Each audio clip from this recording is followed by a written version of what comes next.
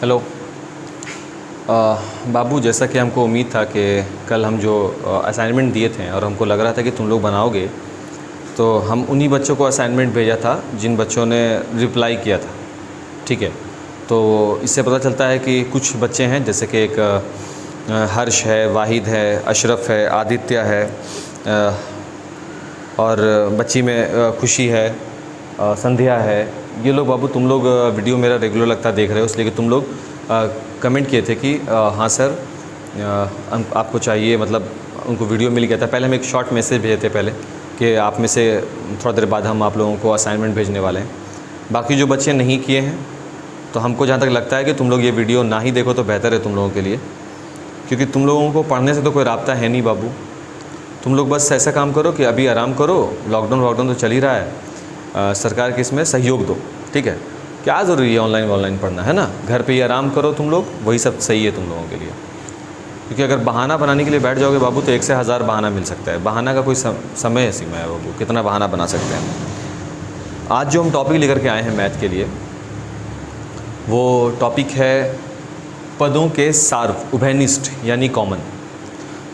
अब सवाल था कि हम कॉमन क्यों पढ़ा रहे हैं। ये तो मैथ जब हम लोग पढ़ रहे होते हैं तो वहाँ पर हम लोग सीख जाएंगे, बेशक सीख जाएंगे, लेकिन वहाँ पर जब आपके पास एक से ज़्यादा एलिमेंट होंगे, जब आप आगे चलकर अगले ही साल 5 महीने के बाद जब आप गुणनखंड पढ़ रहे होगे, क्लास 9th में बहुत ज़्यादा फैक्टराइजेशन बहुत ज़्यादा है, जब आप उसको पढ़ोगे तब आपको जाकर समझ में आएगा कि कॉमन फैक्टर, कॉमन करना कितना ज़्यादा ज़रूरी होता है, कितना ज़रूरी है। इसलिए हमको लगा कि क्यों ना कॉमन के लिए भी एक अलग से क्लास होना चाहिए, जहाँ पर हम कॉमन के बातों को सही तरीके से बता सकें, समझा सकें कि किस तरीके से हम कॉमन वैल्यूज़ को ढूंढ सकते हैं। ज़्यादा कोई ख़ास इसमें परेशानी है नहीं। कॉमन में आपके पास अभाज्य गुणनखंड विधि है, वो आप सीख चुके हो।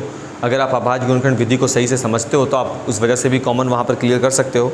तकलीफ़ मेरे हिसाब से नहीं होना चाहिए। और फिर हम अपना पूरा कोशिश करेंगे तुमको कि इस टॉपिक को भी एकदम वैसे ही क्लियर कर सकें जैसे हम अब तक अपने पिछले सारे टॉपिक्स को क्लियर करते आ रहे हैं। अब तो हमको थोड़ा शक भी लग रहा है कि पता नहीं वो पिछला टॉपिक जो हम लोग यहाँ पर पढ़े हैं, तुम ही 4-5 लोग में से, पता नहीं सबके पास क्लियर भी है, ये टॉपिक सही से समझ में आया भी है या अभी कुछ अधूरा रह गया है। इस टॉपिक को भी क्लियर करना होगा सही तरीके से। तो अगर हम लोग जैसे ही लॉकडाउन ओपन हो जाता है, क्लासेस ओपन होते हैं तुम लोगों के, तो इसके बाद मेरा सबसे पहला फोकस होगा तुम लोगों का इन्हीं चीज़ों का टेस्ट लेने का। हम ज़रूर इन सब चीज़ों का, ये जो मैथमेटिक्स जो इधर पढ़ाए हैं बाबू, एवरेज पढ़ाया है, उसका कम से कम 3-4 वीडियो बनाया है, ये सब चीज़ जो हम आपको बता दिया, LCM और HCF का जो कॉन्सेप्ट आपको बताया, तो ये सब चीज़ जो हम बताए हैं, तो इसका हम आपसे फिर टेस्ट भी लेंगे। समझ रहे हैं बात को। तो ये सब आप एकदम प्रिपेयर रहो, वेल प्रिपेयर्ड रहो इसके लिए। और वो बच्चे जो क्लासेस नहीं कर रहे हैं, ऑनलाइन अटेंड नहीं कर रहे हैं, मोबाइल होने के बाद भी, यहाँ आप ऐड भी हैं मेरे एप्लीकेशन पर, फिर भी आप काम नहीं कर रहे हैं, अच्छी बात है। अगर आपको लग रहा है कि हमेशा लॉकडाउन रहेगा तब तो अच्छी बात है, लेकिन आप भी जानते हो और हम भी जानते हैं ये बात सही से कि ये हमेशा नहीं रहने वाला लॉकडाउन। तो इसका साफ मतलब यही हुआ कि कभी ना कभी तुम मेरे सामने आओगे, और जब तुम मेरे सामने आओगे ना, तो बहुत मुश्किल रहेगा तुम्हारे लिए बाबू, बहुत मुश्किल होने वाला है। क्योंकि हम अच्छे से उन बच्चों का डाटा रखते हैं कि किसके पास कौन कौन बच्चा मेरे एप्लीकेशन में ऐड है, और जो बच्चा मेरे ताज क्लासेस के एप्लीकेशन में ऐड है उसको हम दोबारा से नहीं बताने वाले। हाँ, उन बच्चों के लिए जिनके पास मोबाइल नहीं है या जो बच्चे नहीं पढ़ पा रहे हैं, उनके लिए बाबू हम अलग से क्लासेस कर देंगे, जहाँ पर आपको हम प्रोजेक्टर के माध्यम से ये जितने भी ऑनलाइन क्लासेस हैं उसको, उन लोगों को तो हम पढ़ा ही देंगे। उसके लिए तुम लोग को फिक्र नहीं करनी है। तुम लोग अपना सोचो, ऑनलाइन वाले, तुम्हारे लिए हम नहीं करने वाले ऐसा कुछ भी, समझ रहे हो ना। तो जो स्मार्टली जो बिहेव कर रहे हो कि ये जो एक्ट करने का कि तुमको नहीं पता कि असाइनमेंट दिया गया था या नहीं दिया गया था, तो तुमसे ज़्यादा यहाँ पर होशियार हम बैठे हुए हैं। ठीक है, तो क्लासेस शुरू करते हैं आज का। जो बच्चे पढ़ रहे थे वो ध्यान रखेंगे बाबू, और आप निसंकोच बिना किसी हेजिटेशन के आप सवाल कर सकते हैं। ठीक है ना, कि सर हमको क्या समझ में आ रहा है, नहीं समझ में आ रहा, और आप कोई सा भी क्वेश्चन ला करके भी यहाँ पर हमको दे सकते हैं, और हम इस क्वेश्चन को समझाएंगे भी। ठीक है, चलो शुरू करते हैं। सार्व का मतलब होता है उभयनिष्ठ। उभयनिष्ठ को हम लोग, एक बहुत ही प्रचलित वर्ड है कॉमन हम लोग बोलते हैं बाबू। अब ये सब चीज़ है ना, अगर आप लोअर क्लास में हैं, आप लोअर क्लास में पढ़ रहे हैं, तो आपके लिए ये सब चीज़ एक नया हो सकता है कि ओ अच्छा, तो आज हम लोग कॉमन टॉपिक पढ़ने वाले। कॉमन का मतलब ही यही होता है, ठीक है ना, कि जो दोनों में शामिल हो। और इसी वजह से हम लोग यहाँ पर कॉमन का बहुत सारा तरीक़ा सीखेंगे, कैसे हम लोग ढूंढ रहे होते हैं कॉमन। और अगर तुम एक बार उस मोमेंट को पकड़ लोगे कि ये ऐसे काम कर रहा होता है तो बड़ा शानदार हो जाता है, हम लोगों का काम आसान हो जाता है। जब हम लोग मैथ पढ़ रहे होते हैं तो वो भी आसान तरीके से बनने लग जाता है। हम इसको एग्जाम्पल के थ्रू ही बताएंगे, ज़्यादा टाइम लॉस नहीं करेंगे। जैसे कि प्रश्न हम एक रख रहे हैं यहाँ पर, एक प्रश्न हम पहले रख लें। वो प्रश्न है 9y और 27 में, 9y और 27 में हम लोग अभी तलाशने वाले हैं कि 9y और 27 में वो कौन कौन से वैल्यू हैं जो सार्व हैं, जिसे हम लोग उभयनिष्ठ बोलते हैं।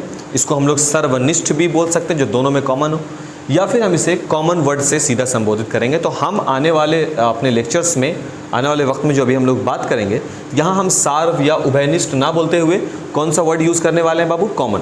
ठीक है, तो अब हमको 9y और 27 दोनों में कॉमन निकालना है।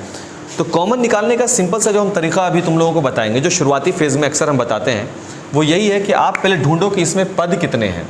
पद का मतलब होता है कितने वैल्यूज़ दिए गए। ये मेरा पहला वैल्यूज़ है जो है 9y, और ये मेरा दूसरा वैल्यू है जो है 27। सही है ना? तो आप दोनों ही वैल्यू को पूरे तरीके से गुणनखंड निकालो। गुणनखंड का मतलब होता है दोनों वैल्यूज़ को खंडित कर दीजिए, तोड़ दीजिए, स्प्लिट कर दीजिए। तो इसका मतलब ये हुआ कहीं ना कहीं कि हम ये कह रहे हैं आपको कि 9y को आप एकदम अलग अलग से विस्तार से लिख दो, समझ रहे हो ना? और फिर 27 को भी आप अलग अलग से विस्तार से लिखो कि किससे किससे ये कट रहा है, ये मतलब हो सकता है। जैसे कि 9y को अगर आप करोगे तो 9 को पहले तोड़ना होगा, चर मान को हम बाद में देखेंगे, पहले हम संख्या, ये जो संख्या है ना, पहले आप संख्या के बारे में बात करो। तो 9 को तोड़ने के लिए बाबू 9 का हम क्या निकालेंगे? प्राइम फैक्टराइजेशन, अभाज्य गुणनखंड पढ़े हम लोग पहले भी। 3 टाइम में 3 3 जा 9, फिर 3 1 जा 3। तो 9 जो है, ये जो 9 है, ये कैसे टूटा है? 3 गुने 3 गुने 1 में। सही है ना? इसी प्रकार से जो 27 है बाबू, ये 27 कैसे टूटेगा? यहाँ पर देख लो, हम वो भी करके दिखला देते हैं। 3 से 3 नमा 27, 3 तिया 9, 3 एकम 3, यानी 3 गुने 3 गुने 3 गुने 1। ब्रेक हो गया ना? इसके बाद इसके पास क्या बचा? एक वैल्यू y भी है, एक वैल्यू y है ना, तो y इसके साथ गुना है तो एक वैल्यू y। अगर y का स्क्वायर होता तो y स्क्वायर, तो 2 को y लिखते हैं। y पर क्यूब होता यानी 3 होता तो 3 को y से गुना कर देते। अब हम देखेंगे सार्व, जिसे हम बोलते हैं उभयनिष्ठ, और अब हम बोलेंगे इसको कॉमन। तो कॉमन वैल्यू क्या है दोनों में? 9y और 27 में कॉमन क्या है? 3 3, दोनों में है ना? 3 कॉमन बना। और क्या कॉमन है? 3 3 3 कॉमन हो गया। और क्या कॉमन है? देखो 1 है। 1 मोस्टली हम लोग नहीं लिखते क्योंकि गुणनफल के क्रम में ये देखो गुना करना ही पड़ता है। यहाँ पर अगर तुम 1 से मल्टीप्लाई भी कर दोगे तो वैल्यू क्या रहने वाला? 1 ही रहने वाला। 3 तिया कितना आ गया बाबू? 9। यही 9 जो वैल्यू निकल कर आया, यही कहलाएगा क्या? उभयनिष्ठ, जिसे हम लोग बोलते हैं सार्व, इसे हम लोग बोलते हैं कॉमन। बात समझ में आ रहा है? बिल्कुल, एक क्वेश्चन में थोड़ा बहुत तो समझ में आया होगा। चलो दूसरा क्वेश्चन में देख लेते हैं। इसमें समझ में नहीं आया तो दूसरे में समझ में आएगा। दूसरा नंबर क्वेश्चन हम रखते हैं 5x और 25x। अब इसमें देखना है आपको, तो आप भी देखोगे क्या कितने पद हो गए? इसमें भी 2 पद हैं। पहला पद कौन है? 5x। दूसरा पद कौन है? 25x। सही है ना? 5x को पहले तुम तोड़ो, तो जब तुम 5 को तोड़ोगे तो केवल एक ही बार में कटे, क्योंकि प्राइम नंबर है, और प्राइम नंबर यानी कि अभाज्य संख्या है, तो अभाज्य संख्या खुद से कटती है और 1 से कटती है। तो यहाँ पर हम देखेंगे 5 जो है वो किसे किसे कटेगा? या तो 5 से ही कटेगा या फिर 1 से कटेगा, क्योंकि ये एक अभाज्य संख्या होती है। और तुम्हारे लिए प्रश्न है, सबसे छोटी अभाज्य संख्या कौन होगी? कमेंट में ज़रूर बताएं, सबसे छोटी अभाज्य संख्या कौन होगी। और सबसे दिलचस्प बात ये बाबू कि तुम किसी भी सीनियर से अपने घर में या कोई गूगल वगैरह नहीं करोगे, अपने से सोच के बताओ सबसे छोटी अभाज्य संख्या कौन होगी। ठीक है? 5x है तो इसका वैल्यू हो जाएगा 5 × x, क्योंकि तुम देखोगे कि 5 को जब हम तोड़ा है तो कितना वैल्यू निकला है, 5 और 1। और अभी थोड़ा देर पहले हम बोला कि हम 1 का जिक्र नहीं करते हैं, यानी 1 को हम लोग नहीं लिखते हैं। तो 5 1 बचा तो सिर्फ 5 लिख दिया, और इसके साथ x भी एगो है तो एक x से इसको हम गुना कर दिया, ठीक है। यहाँ पर है 25x, तो हम इसको लिखेंगे 25x। हम इसको लिखेंगे 25 को सबसे पहले तोड़ेंगे, संख्या को सबसे पहले ब्रेक करते हैं। तो 25 को जब हम ब्रेक करेंगे 5 बार में कटेगा, एक बार में, यही ना है बाबू, सिर्फ 5 गुने 5 गुने 1। अब बोलोगे सर ये क्या नया चीज़ है? नहीं, याद करो, क्लास बंद होने से पहले जब लॉकडाउन नहीं लगा था उससे जस्ट पहले हम लोग यही टॉपिक पढ़ रहे थे, ध्यान है? हम लोग बिल्कुल यही टॉपिक पढ़ रहे थे, अभाज्य गुणनखंड वगैरह, सही है। फिर लॉक लग गया तो फिर हम HCF वगैरह पढ़ा। बेसिकली देखा है तो ये HCF का ही फीचर काम कर रहा है ना, इसमें दोनों में जो कॉमन वैल्यू उसको बाहर निकालने वगैरह वगैरह, तो वही हम लोग देख रहे हैं, ठीक है ना। अब 25 को जब ब्रेक करेंगे तो 5 गुने 5 पे टूटेगा, 5 5 25, और उसके बाद कितना x है, एक x है तो एक बार गुना हो गया। तो इसमें हो गए 5 गुने x, ये हो गया 5 गुने 5 गुने x। कॉमन देखिए, इसमें 5 इसमें 5, दोनों में 5, तो एक तो वैल्यू 5 बन गया। और देखो कॉमन क्या है, यहाँ x, तो एक वैल्यू क्या बन गया, x बन गया, सही है ना।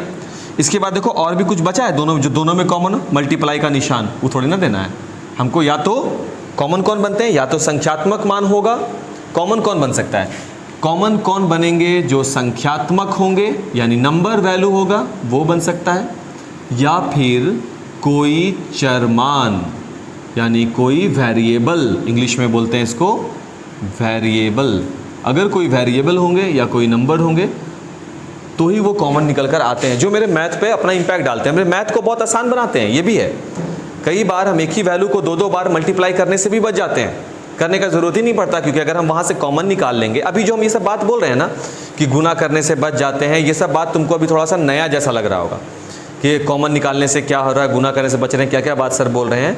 ये सब चीज़ तुम्हारा, ये सब बात जो है जो हम बोल रहे हैं ना, ये सब तुम कहीं पर लिख लो कि सर ऐसा कहे हैं।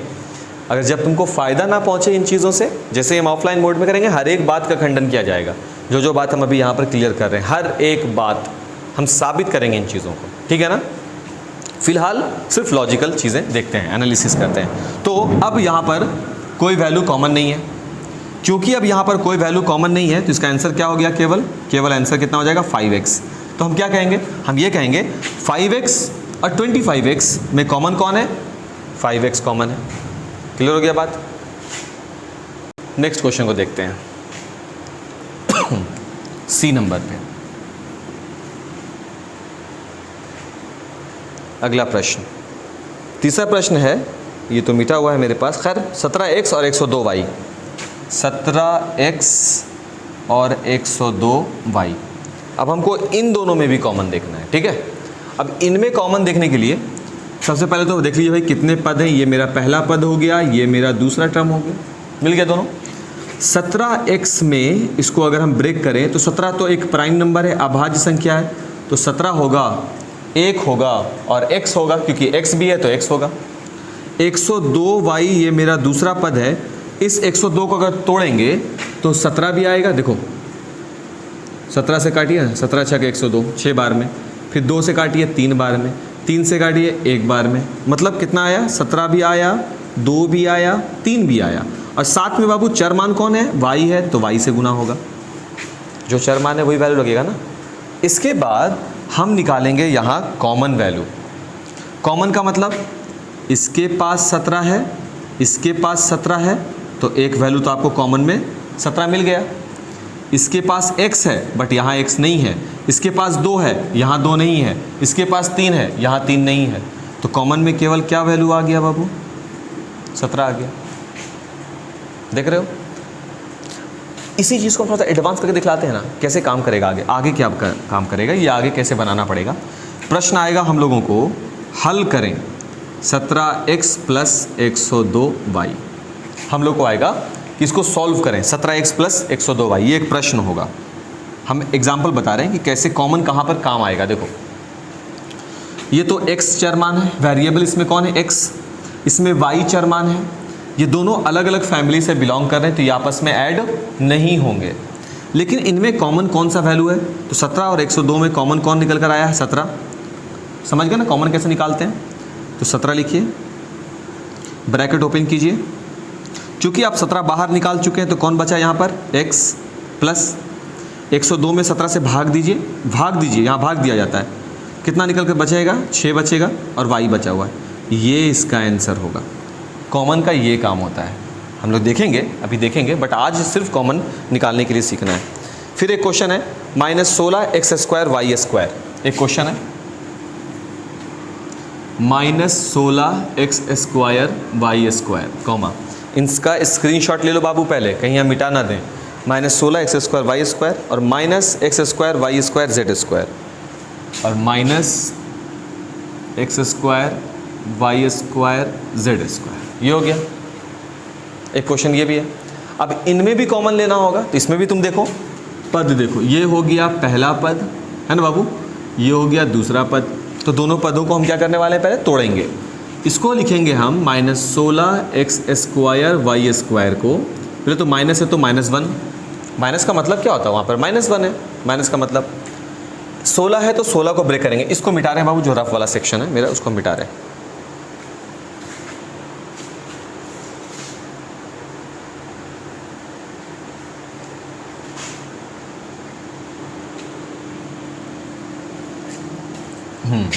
इसको मिटाया जाए, हम यहाँ मिटा दिया इसको, हम यही थोड़ा सा रफ़ का सेक्शन रखे हैं तो हम यहाँ रफ़ करेंगे, ठीक है।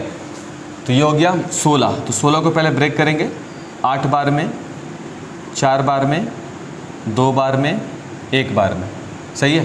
तो ये -1 हम क्यों रखे हैं, यहाँ पर ये माइनस है लगा हुआ, ठीक है ना।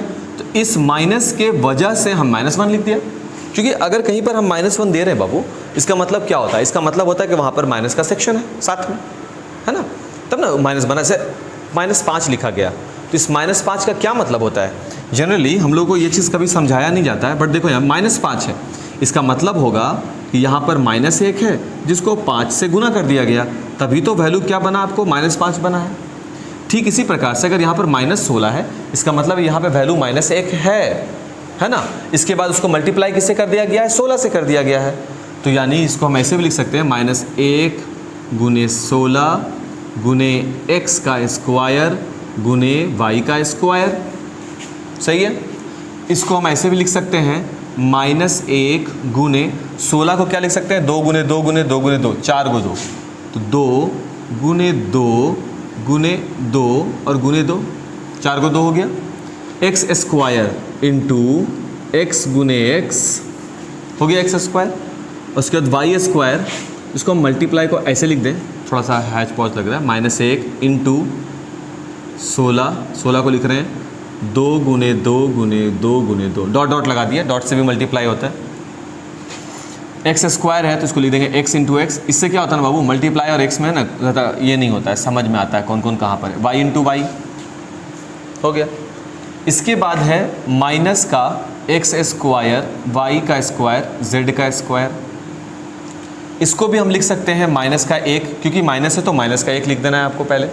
इसके बाद x² है तो आप लिखेंगे x × x, y² है तो आप लिखेंगे y × y, z² है तो आप लिखेंगे z × z, सही है। और फिर कॉमन की तलाश होगी। कॉमन देखिए, -1 इसके पास, -1 इसके पास, तो कॉमन पहले कौन निकलेगा, -1, सही है। इसके बाद 2 वगैरह तो है ही नहीं इसके पास, 2 गो x इसके पास है, 2 गो x इसके पास है, यानी ये हो गया x², 2x बने x²। 2y इसके पास है, 2y इसके पास है, यानी इसके पास कितना हो गया, y²। तो कॉमन अब कुछ नहीं मिला बाबू कॉमन, तो कॉमन क्या मिल गया है, माइनस का x² और y², यही दोनों में कॉमन हो गया। देख लीजिए कॉमन कैसे निकल रहा है, एकदम इसके मैकेनिज्म को सही से समझ लो भाई। ये D नंबर था, ये E नंबर। नेक्स्ट क्वेश्चन देखा जाए। अगला सवाल है 11xyz और 100z में, 11xyz और 100z में, इन दोनों में भी कॉमन। तो 11xyz में हम लिख सकते हैं, 11 भी एक अभाज्य संख्या है, ये भी खुद से कटेगी और 1 से कटेगी, इसका मतलब ये हो जाएगा 11 उसका गुना x गुना वाई गुना जेड। उसके बाद है 100z, तो लिखेंगे हम इसको 100z इज इक्वल टू, अब 100 का अभाज्य गुणनखंड निकालना होगा, तो 100 का अभाज्य गुणनखंड 2 से ये 50 बार में, 2 से 25 बार में, 5 से 5 बार में, 5 से 1 बार में, यानी 2 दूना 4 पचे 20 पचे 100, 2 into 2 into 5 into 5 into Z होगा। इसके बाद देखेंगे कॉमन कौन कौन सा है, केवल जेड। हमको तो भाई जेड दिखा, आपको कोई और दिख रहा है तो आप निकाल लो उसको, सही है ना, यही कॉमन वैल्यू निकल गया। इसके बाद है F number, A square B C, A square B C, A B square C और ए बी सी स्क्वायर, ठीक है। इसमें हम लोगों को निकालना है क्या, कॉमन। बाबू कॉमन निकालने का तरीका हम बता चुके हैं, पहले बात कर चुके हैं कॉमन कैसे निकालते हैं। सबसे पहले आपको क्या करना है, 3 पद है, ये पहला पद है, देखो कॉमा हो गया तो मतलब एक पद सेपरेट हो गया, कॉमा हो गया तो एक और पद सेपरेट हो गया, फिर ये तीसरा पद जो है वो तीसरा, सही है। बारिश काफ़ी तेज़ हो रही है। A square B C is equal to, इसको भी ब्रेक करना पड़ेगा बाबू, क्योंकि ए का स्क्वायर है तो इसका मतलब है ए कितनी बार लिखा जाएगा, 2 बार। हम लिखेंगे ए डॉट ए, बन गया ए स्क्वायर। इसके बाद है बाबू बी और सी। नेक्स्ट है ए बी स्क्वायर सी, ए तो होगा ही, बी का स्क्वायर है, इसका मतलब है बी कितनी बार आएगा, 2 बार, और उसके बाद सी। इसके बाद हो गया तीसरा वाला पद है ए बी और उसके बाद सी स्क्वायर, तो ए तो ए गो है, बी भी इकलौता है और सी 2 गो है, सी डॉट सी, बन गया तीनों पद का। अब इन तीनों पदों में से हमको क्या निकालना है, कॉमन वैल्यू निकालना है। तो तीनों पदों में कॉमन कौन होगा, देखो ए इसके पास भी है, इसके पास भी है, इसके पास भी है। सबसे पहले हम ए को बाहर निकालेंगे, बी इसके पास भी है, इसके पास भी है, इसके पास भी है, तो बी भी निकाल लेंगे।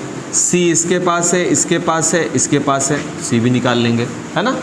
अब क्या, इसके पास तो ए बचा बट इसके पास ए नहीं है, इसके पास नहीं है, तब कॉमन होना बंद हो गया, क्योंकि कॉमन जब भी होगा अगर पद 3 है तो तीनों पदों में जो वैल्यू निकल कर आएगा वो कॉमन बन रहा है, ठीक है। एक और प्रश्न को देखा जाए, एफ के बाद वैल्यू बनेगा जी नंबर पे। देखिए इसमें कौन सा क्वेश्चन है भाई, 7ab और -14ab, 7ab और -14ab। अब इन दोनों वैल्यू में हमको देखना है, इन दोनों वैल्यू में कौन कौन सा कॉमन बनेगा। तो इन दोनों वैल्यू में हम लोग देखेंगे कॉमन वैल्यू कैसे बनता है। तो पहला वैल्यू है बाबू 7ab, है ना, ये मेरा पहला पद है।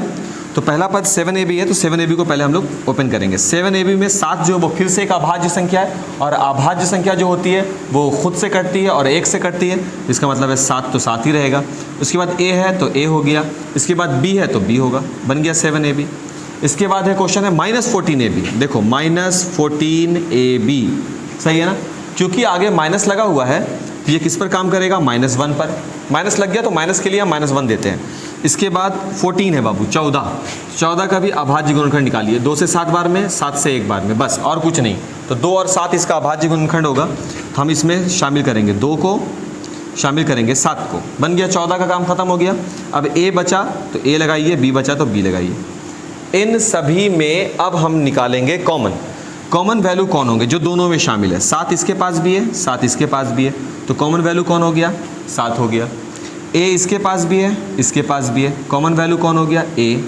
b इसके पास भी है और इसके पास भी है, तो कॉमन वैल्यू कौन हो गया, b। और भी कुछ कॉमन है क्या, देखो नहीं है कॉमन, तो यही मेरा सॉल्यूशन हो गया, आंसर हो गया, समझे। चलो एक और देखते हैं क्वेश्चन, जो भी रहे जितना ज़्यादा हो जाए उतना अच्छा है ना। h नंबर पे देखा जाए, 2x 3y 5z, ये अच्छा सवाल है। 2x 3y और 5z, इसमें भी कॉमन देखना है। तो बाबू पहले तो हम पहला पद देखेंगे 2x के लिए। 2 तो एक प्राइम नंबर है, तो 2 लगाओगे, है ना।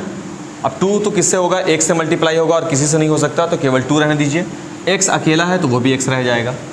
इसके बाद बाबू 3y है, 3 भी एक प्राइम नंबर है, मतलब अभाज्य संख्या है, ये भी किसी से नहीं कटेगा, तो 3 तो 3 रहेगा और एक वैल्यू y है तो y आ जाएगा। 5z, 5 भी एक प्राइम नंबर है, यह भी एक अभाज्य संख्या है, तो 5 रहेगा, z रहेगा। अब इनमें कॉमन देखेंगे, हम क्या देख रहे हैं, इनमें कुछ भी कॉमन नहीं आ रहा है, कुछ भी कॉमन नहीं है। इससे क्या निष्कर्ष निकल रहा है, जब कॉमन 2-3 वैल्यू में कोई भी कॉमन ना निकले तो उनका कॉमन आंसर क्या बन जाता है? 1। याद करो, HCF ऑफ प्राइम नंबर, अभाज्य संख्याओं का महत्तम क्या होता है? 1 होता है।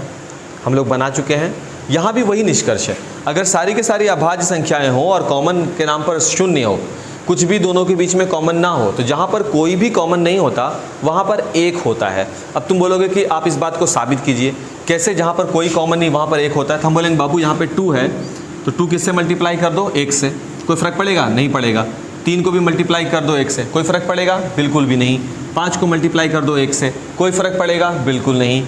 तो आप कॉमन के रूप में अगर देखा जाए तो कॉमन के रूप में क्या निकल कर आ जाता है? सामने में 1 आ जाता है ना। इसीलिए बोला जाता है कि जहाँ पर कुछ भी कॉमन नहीं, वहाँ पर कॉमन कौन बन रहा होता है? 1 बन रहा होता है कॉमन। बात समझ में आ रहा है? चलिए एक और क्वेश्चन देखा जाए। थोड़ा सा लगता है हमको बोर्ड मिटाना पड़ेगा, है ना। 1 मिनट का टाइम दो, इसको जल्दी से इसका स्क्रीनशॉट ले लो, क्योंकि बार बार वीडियो रिवाइंड क्यों करोगे? स्क्रीनशॉट लेकर रख लो, ज़्यादा अच्छा है। ठीक है, मिटाते हैं।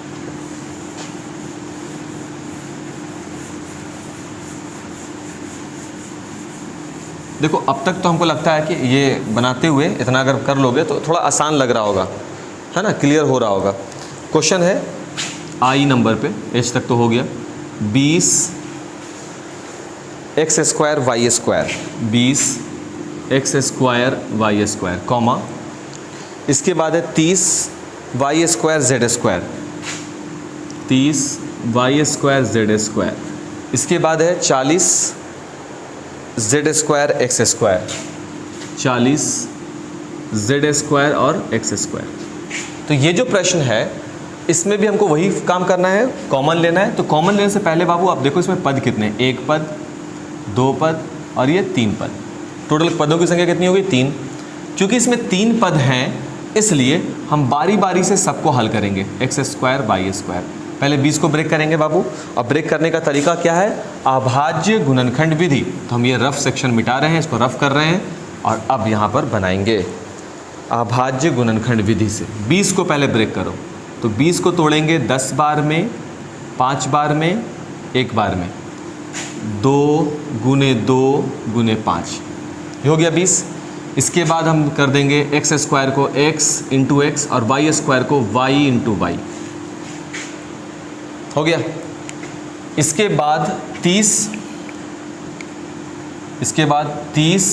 वाई स्क्वायर जेड स्क्वायर, तो 30 को भी तोड़ना पड़ेगा बाबू। 30 को तोड़ेंगे 2 से करेंगे तो 15 बार में, 3 से करेंगे 5 बार में और 5 से करेंगे 1 बार में। तो 30 जो ब्रेक हो रहा है बाबू वो होगा 2, 3, 5 और y का स्क्वायर है मतलब y इंटू वाई, z का स्क्वायर है तो z इंटू z, सही है ना। इसके बाद 40 z स्क्वायर एक्स स्क्वायर, तो 40 का पहले ब्रेक करो, सिर्फ संख्या पर पहले ध्यान रखना है। 2 से 20 बार में, 2 से 10 बार में, 2 से 5 बार में और 5 से 1 बार में। इसका मतलब ये हो गया कि 40 z स्क्वायर एक्स स्क्वायर जो है वो ब्रेक हो जाएगा 2 दूना 4 दूना 8 पचे 40 और z स्क्वायर में 2 गो z हो गया, एक्स स्क्वायर में 2 गो x हो गया, सही है बाबू। इसके बाद हम अब कॉमन देखेंगे। कॉमन का मतलब जो तीनों में, 3 पद है ना, तीनों में जो हो, 1 2 तो है तीनों में, डॉट। यहाँ देखिए और कुछ नहीं मिला, 5 है क्या? 5 यहाँ भी है, यहाँ भी है और यहाँ भी है, 5 मिल गया। x मिल रहा है क्या? नहीं मिल रहा है, देखो ना इसमें x नहीं है, y मिल रहा है, दोनों में है लेकिन y इसके पद नहीं। z मिल रहा है क्या? z इन दोनों में है बट इसमें नहीं है। और हमको कॉमन का मतलब ही होता है जो तीनों में शामिल हो, क्योंकि पद है 3 और कुछ भी कॉमन नहीं है, तो इसका आंसर कितना हो जाएगा? 10। देखो ये क्वेश्चन बहुत दिलचस्प क्वेश्चन था, ध्यान से देखो बाबू, इसमें कॉमन, ठीक है। आखिरी क्वेश्चन एक देख लेते हैं जे नंबर में, ये आखिरी क्वेश्चन होगा हम लोगों का। इसमें है 2x into A plus B B plus C, 2x into A plus B into B plus C, सही है। और दूसरा पद दिया गया है x into A plus B, x into A plus B. अब इसमें हम लोग देखेंगे कि क्या ये मेरा जो पहला पद है कॉमा, ये मेरा जो दूसरा पद है, इनमें क्या क्या चीज़ कॉमन है। सबसे पहले बाबू हम 2x into A plus B और b प्लस सी को पूर्णतः खंडित करें तो 2x में 2 होगा एक पद, x होगा दूसरा पद, तीसरा पद हो जाएगा a प्लस बी, चौथा पद हो जाएगा b प्लस सी। हो गया ना चारों पद। और x into A plus B में एक पद तो x हो जाएगा, दूसरा पद a प्लस बी हो जाएगा। हो गया दोनों पद खंडित। अब बोलोगे सर आप इसका अभाज्य गुणनखंड क्यों नहीं निकाले? बाबू ये प्राइम नंबर है ना, प्राइम नंबर तो वैसे ही लिखाता है जैसे होता है, इसमें को नहीं खंडित बंदी करते और होगा भी नहीं खंडित। 2 का अगर तुम अभाज्य गुणनखंड निकालोगे तो क्या होगा? 2 गुने 1 विच मीन्स 2 होगा और क्या होगा। अब कॉमन देखो बाबू, x इसके पास है, x इसके पास है तो एक वैल्यू x बनेगा, सही है। इसके बाद a प्लस बी इनके पास है, a प्लस बी यहाँ भी है तो a प्लस बी बनेगा और तो कुछ भी कॉमन नहीं बचा, यही मेरा आंसर हो जाएगा। आज के लिए इतना काफ़ी है। आपका काम है सवाल करना और आप सवाल नहीं करते हैं। अगर आप पूछेंगे नहीं तो आप सीखेंगे नहीं, और आप सीखेंगे नहीं तो आप अपने मम्मी पापा का पैसा और अपना समय दोनों चीज़ बर्बाद कर रहे हैं। हम करने नहीं देंगे बर्बाद, समझ रहे हो ना? ट्यूशन से निकाल देंगे। अगर आ गए क्लास ना तो फिर समझना गधे और गधियों सभी का ये कंप्लीट होना चाहिए सही तरीके से। अभी हम सिर्फ समझा रहे हैं और एक क्वेश्चन समझाते हैं बाबू, और आपको तकरीबन 5 से 6 क्वेश्चन बनाते हैं लगातार एक ही तरह से। एक ही सोचो हम कितने थक जाते होंगे इस एक ही क्वेश्चन को 6-8 बार बनाते बनाते, बार बार सब में एक ही काम कर रहे हैं, सभी में अभाज्य गुणनखंड निकाल रहे हैं, सभी का एक ही वैल्यू निकाल रहे हैं, बार बार एक ही काम, लेकिन कर रहे हैं। तुमको भी करना चाहिए, तुमको भी बनाना चाहिए, समझे? प्रैक्टिस जब करोगे तो बेहतर बनता है चीज़, ठीक है ना? तो कल हम लोग इसको आगे कंटिन्यू करेंगे। उम्मीद करते हैं तुम लोगों के कमेंट का, जिसमें ये लिखा हुआ हो कि समझ में नहीं आया है या समझ में आया है। अच्छी बात है। जो क्वेश्चन नंबर समझ में नहीं आएगा, आप ABCD से लेकर J तक है, आप उसका नाम दे सकते हैं, ठीक है? ठीक है, तो फिर मिलते हैं। Thank you.